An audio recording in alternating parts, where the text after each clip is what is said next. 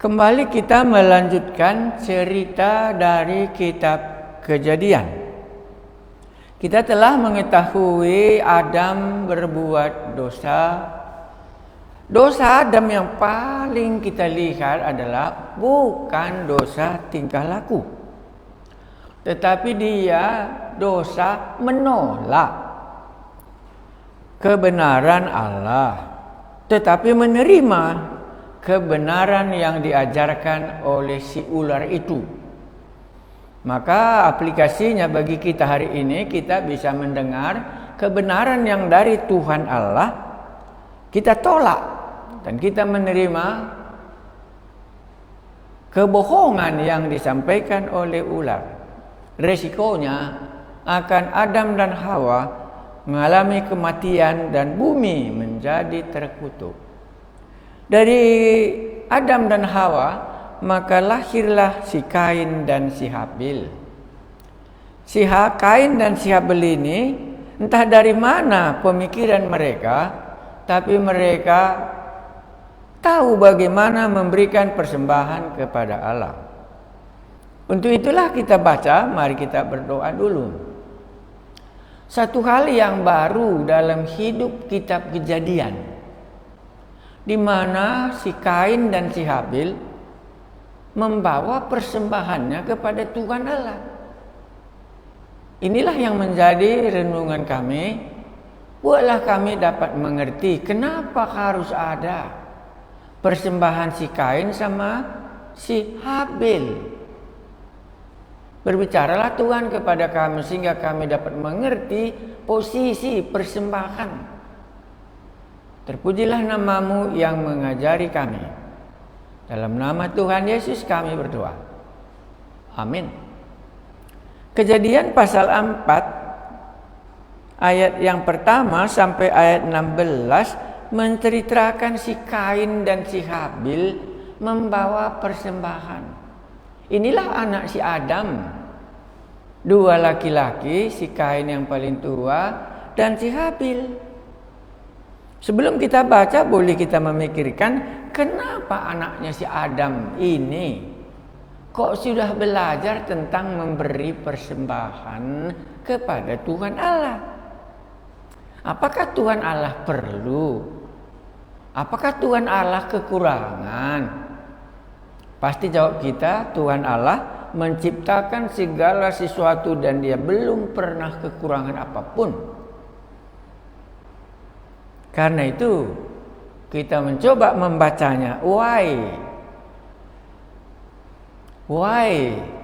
Mengapa manusia pertama ini membawa persembahan kepada Allah?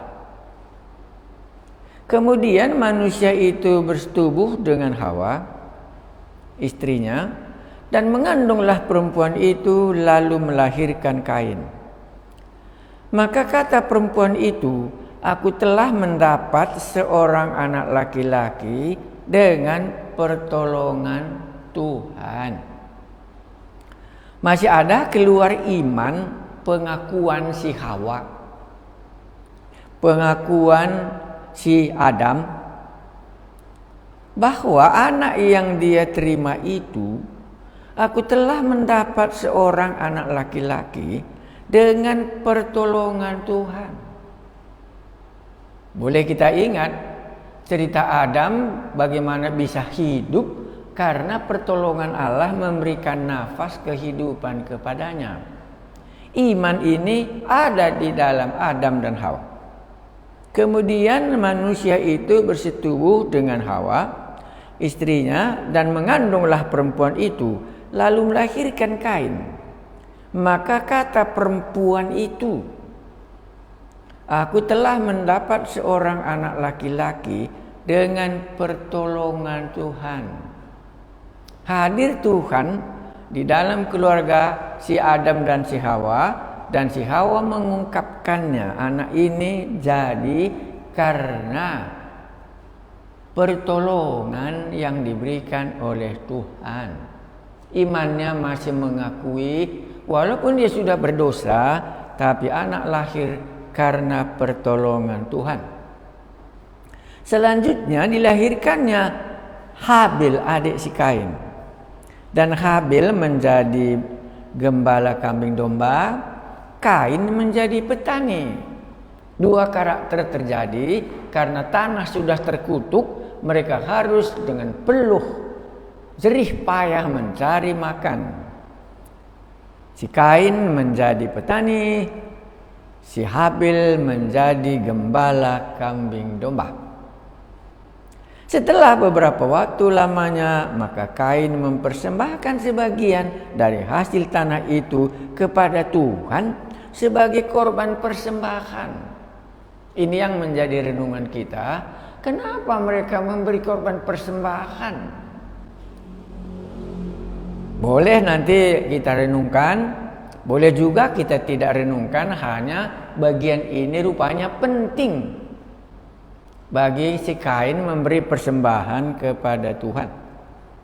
Habil juga mempersembahkan korban persembahan dari anak sulung kambing dombanya, yakni lemak-lemaknya. Maka Tuhan mengindahkan Habil dan korban persembahannya itu. Makanya kalau dari ayat 4 ini kita harus berkata, persembahan seseorang tidak bisa dipisahkan dari persembahannya dan dirinya sendiri. Saya ulangi, persembahan seseorang tidak bisa dipisahkan persembahannya dan dirinya sendiri. Habil juga mempersembahkan korban persembahan dari anak sulung kambing dombanya, yakni lemak-lemaknya. Maka Tuhan mengindahkan Habil. Habil diterima dan korban persembahannya. Mungkin orang yang pintar dari kitab Imamat mungkin bisa mengatakan, karena manusia sudah berdosa, jadi hanya bisa mendekati Allah dengan melalui korban persembahan. Kalau korban persembahannya diterima, maka orangnya pun diterima. Dari pandangan kacamata buku Imamat. Tetapi Kain dan korban persembahannya tidak diindahkannya.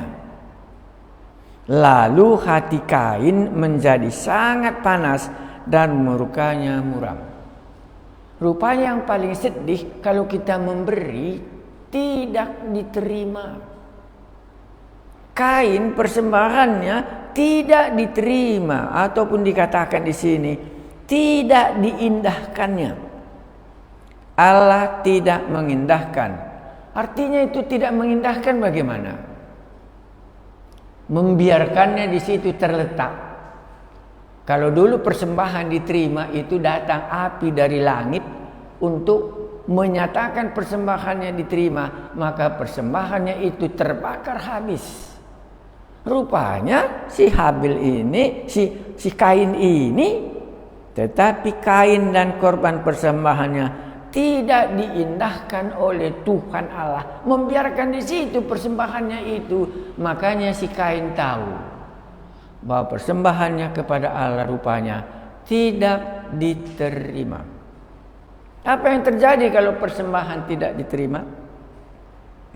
Lalu hati Kain menjadi sangat panas dan murkanya muram. Bolehkah kita aplikasikan dalam zaman gereja pada abad ini?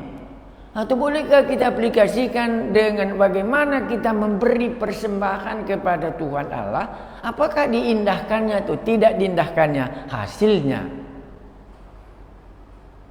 sangat panas hatinya si Kain karena Allah menolak persembahannya. Jadi persembahan kalau menurut kitab Kejadian ini bukan asal-asalan, tetapi rupanya serius. Side effect-nya juga serius. Baik, ayat 6. Jadi sudah ada dua persembahan. Persembahan si Kain tidak diindahkan oleh Tuhan Allah, tetapi persembahan si Habil diterima oleh Allah, maka si Habil pun diterima. Saya tidak hubungkan ini dengan persembahan yang dilakukan oleh Tuhan Yesus. Itu nanti. Ayat 6. Firman Tuhan kepada Kain. Sama kemarin firman Tuhan kepada si Adam, di manakah engkau? Firman Tuhan kepada Kain, "Mengapa hatimu panas dan mukamu muram?" Rupanya seseorang ditolak oleh Allah. Hatinya menjadi panas dan mukanya menjadi muram, tidak mendatangkan kebahagiaan bagi si Kain. Firman Tuhan kepada Kain, "Mengapa hatimu panas dan mukamu muram? Apakah mukamu tidak akan berseri jikalau engkau berbuat baik? Tetapi jika engkau tidak berbuat baik, dosa telah mengintip." Ini pertama kali kita jumpa kata dosa. Dan di sini seperti dosa itu kata kerja ataupun noun, mengintip. Dosa sudah mengintip.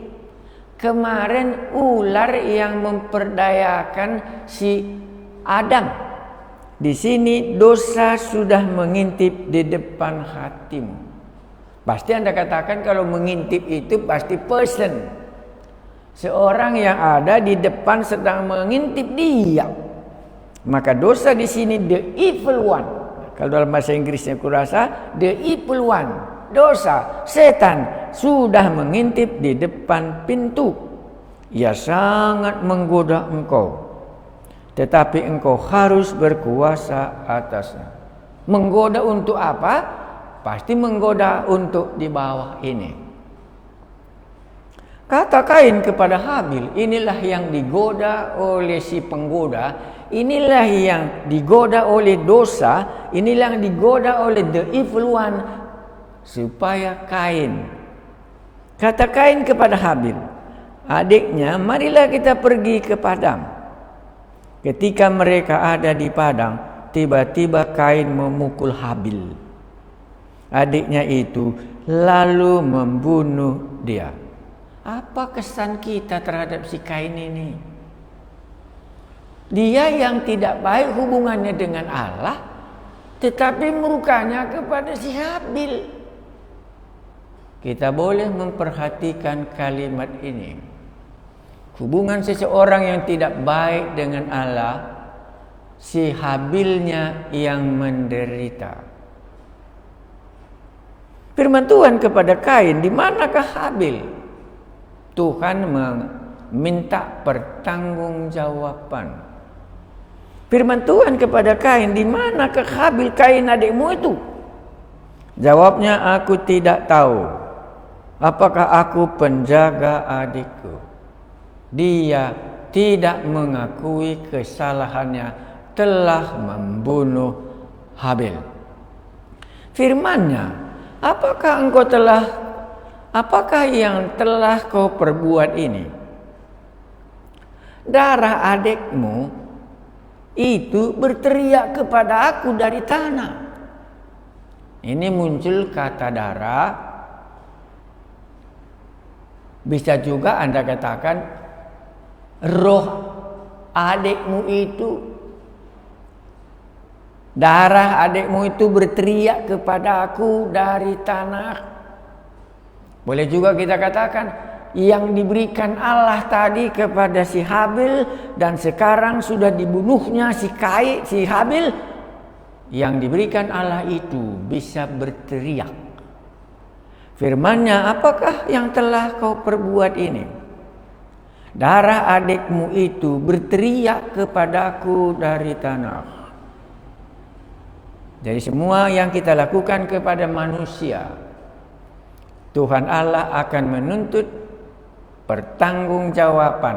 Karena orang yang sudah meninggal ini tadi, yang dibunuh oleh si Habil, si Kain, sekarang melapor. Maka sekarang terkutuklah engkau, terbuang jauh dari tanah yang mengangakkan mulutnya untuk menerima dari adikmu itu dari tanganmu. Semakin banyak dosa, semakin banyaklah terkutuk tanah ini di mana si Kain hidup.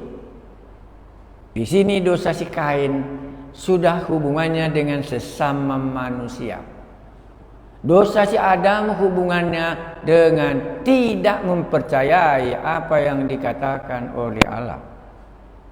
Apabila engkau mengusahakan tanah itu, maka tanah itu tidak akan memberikan hasil sepenuhnya lagi kepadamu. Engkau menjadi seorang pelarian dan pengembara di bumi.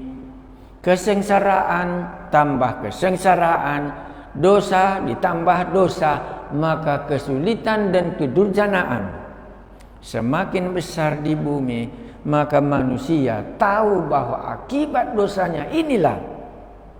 Maka Tuhan katakan, terkutuklah apabila engkau mengusahakan tanah itu, maka tanah itu tidak akan memberikan hasil sepenuhnya lagi kepadamu. Engkau menjadi seorang pelarian dan penggembara di bumi. Tidak ada ketenangan, maksudnya dari satu tempat pindah ke tempat lain, dari satu lain tempat ke pindah yang lain, menunjukkan ketakutan kemanapun, tidak ada kedamaian. Mungkin Anda bisa melihat cerita ini dalam pengalaman saudara yang bisa berpindah-pindah, dimanapun tidak ada ketenangan lagi, dan dimanapun sudah mendatangkan kesusahan karena dosa tambah dosa, dosa menambah kutuknya di bumi ini. 13. Kata Kain kepada Tuhan, kata Kain kepada Tuhan. Kita harus memperhatikan itu. Sesudah pun Kain membunuh Habil, Allah masih menjumpai kita. Kata Kain kepada Tuhan, hukumanku ini lebih besar daripada yang dapat kutanggung. Kain berdialog dengan Tuhan Allah karena beban yang sudah diberikan oleh Allah kepadanya terlalu berat. Kata Kain kepada Tuhan, mereka masih bisa mendiskusikannya. Hukumanku itu lebih besar daripada yang dapat kutanggung. Engkau menghalau aku sekarang dari tanah ini, dan aku akan tersembunyi dari hadapanmu. Rupanya kalau dihalau artinya diusir dari hadirat Allah. Karena kita tahu hanya dekat Allah saja aku tenang. Engkau menghalau aku sekarang dari tanah ini, dan aku akan tersembunyi dari hadapanmu. Seolah-olah Tuhan tidak memperhatikan lagi. Itu artinya, engkau menghalau aku sekarang dari tanah ini, dan aku akan tersembunyi dari hadapanmu. Tidak lagi dipandang oleh Allah. Sekarang pelarian dan penggembara di bumi. Maka barang siapa yang akan bertemu dengan aku, tentulah akan membunuh aku. Hukum karma sudah muncul di dalam hati si Kain. Hukum karma sudah muncul di dalam hati si Kain. Kalau tadi dia membunuh si Habil, sekarang keluar dari mulutnya sendiri. Seorang pelarian dan pengembara di bumi, maka barang siapa yang akan bertemu dengan aku, tentulah ia akan membunuh aku. Apa yang dilakukan oleh Kain, dan dia sudah sadar, itu jugalah nanti yang akan dilakukan oleh orang lain kepadaku. Dia sudah dibayangi ketakutan dari semua tingkah laku yang dia perbuat. Apakah Anda sedang dikejar? Apakah Anda sedang dalam ketakutan bahwa apa yang Anda lakukan akan tumbuh dan akan menimpa diri saudara sendiri?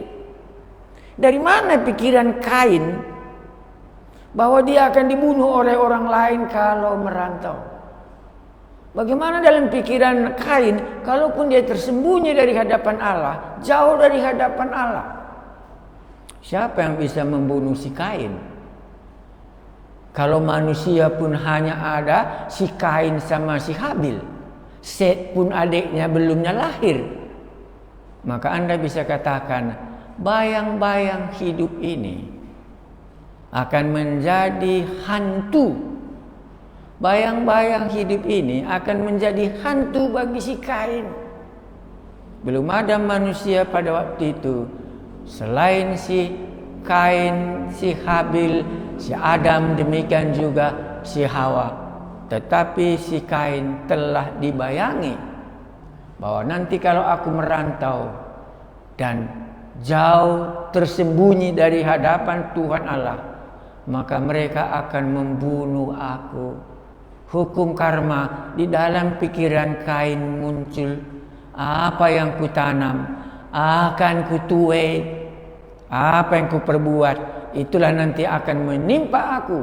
Kalau aku membunuh si Habil, maka kalau nanti aku jumpa dengan orang lain, orang itu juga akan membunuh aku. Kalau hidup Anda sedang dibayangi dengan apa yang Anda sudah lakukan, berarti Anda dalam posisi Kain dalam zaman ini. Barang siapa yang akan bertemu dengan aku, tentulah akan membunuh aku. Apa kata Tuhan?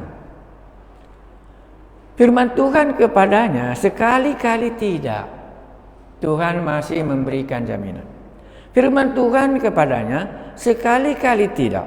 Barang siapa yang membunuh Kain, akan dibalaskan kepadanya 7 kali lipat. Allah masih menjamin.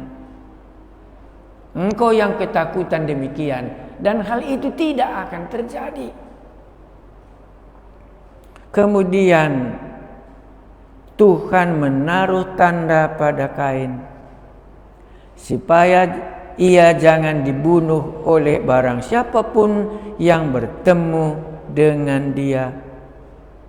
Tuhan menaruh tanda supaya kalaupun jumpa dengan manusia entah kapan, mungkin ditulisnya di depan mukanya si Kain ini jangan kamu bunuh. Ditaruh Tuhan tanda Allah, ditaruh Tuhan tanda membuat si Kain menjadi damai dalam perjalanannya. Lalu Kain pergi dari hadapan Tuhan. Kalau dari Taman Eden Allah yang mengusir Adam dan Hawa. Tetapi dalam cerita kita bagian ini, lalu Kain pergi dari hadapan Tuhan Allah, dan ia menetap di tanah Nob di sebelah timur Eden. Lalu Kain pergi dari hadapan Tuhan. Dia sudah menjauhkan diri dari sumber kehidupan tadi, dan dia sudah meninggalkan di daerah di mana dia diusir. Sekarang Kain sendiri dalam kalimat yang menyakitkan ini. Lalu Kain pergi dari hadapan Tuhan. Mungkin saudara dan saya inilah pengalaman waktu kita berdosa. Kita pergi dari hadapan Tuhan dan mencari Tuhan yang bukan Tuhan. Kita pergi, akhirnya kita jauh, dan kita membuat Allah-Allah kita sendiri. Kepada siapa kita akan bernaung? Kalau Anda sudah meninggalkan Tuhan, mungkin Andalah dalam cerita si Kain ini, maka Andalah Kain, di mana Anda telah meninggalkannya karena titik persoalan persembahan Habil yang tidak diterima. Jadi walaupun kita mungkin anggap ringan dalam persembahan boleh, tapi persembahan resikonya jauh lebih besar yang kita tahu. Kenapa Kain begitu serius menanggapi persembahan yang ditolak oleh Allah sampai dia membunuh adiknya si Habil, walaupun si Habil tidak ada kesalahannya. Maka dalam cerita ini, persembahan yang tidak sampai kepada Allah lah dasar kebencian Kain untuk membunuh Habil. Maka secara renungan bagi kita, apakah persembahan kita diterima oleh Allah? Kalau persembahan kita tidak diterima oleh Allah, maka samalah kita dengan Kain. Hati kita panas dan muka kita menjadi muram. Mari kita berdoa. Kami mungkin merasa sepele dalam persembahan, tetapi dalam cerita Kain dan Habil ini merupakan serius. kalau kami tidak diterima persembahan kami, maka rupanya Tuhan juga menolak kami. Kalau Kain persembahannya ditolak, maka Tuhan Allah juga tidak mengindahkan si Kain. Tapi si Habil berkenan di hadapan Tuhan Allah, maka si Habil diterima. Berilah kami dapat mengerti firman-Mu ini, karena inilah persembahan pertama kali yang kami jumpa di dalam kitab Kejadian. Terima kasih Tuhan kami Yesus, kami telah merenungkan persembahan dalam si Kain dan si Habil. Dalam nama Tuhan Yesus kami berdoa. Amin.